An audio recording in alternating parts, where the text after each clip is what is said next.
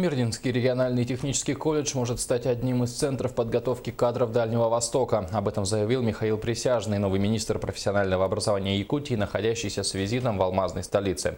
Подробнее о перспективах развития колледжа расскажет Роман Муконин.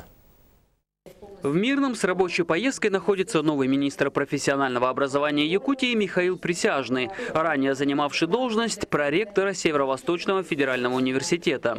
Основная цель его визита – подготовка крупного совещания в МРТК по вопросам обучения рабочих кадров для масштабных строительных проектов Министерства развития Дальнего Востока.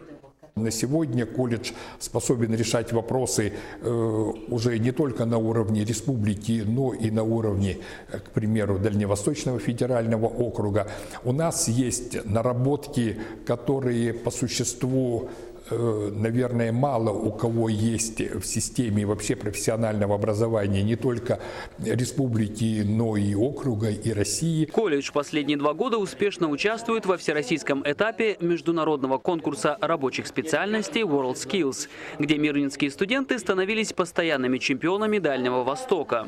Новый министр осмотрел мастерские и учебные помещения колледжа, отдав должное серьезной материальной базе МРТК. Традиционно считается, что в России очень хорошее образование.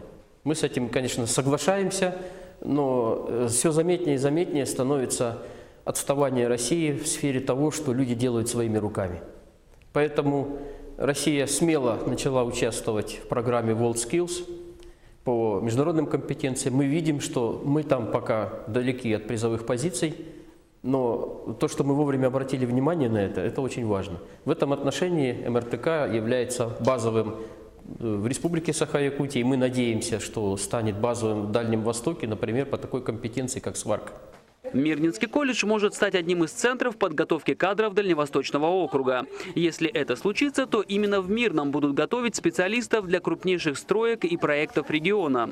Также новый статус повлечет за собой и дополнительное финансирование колледжа и увеличит приток абитуриентов из разных регионов России.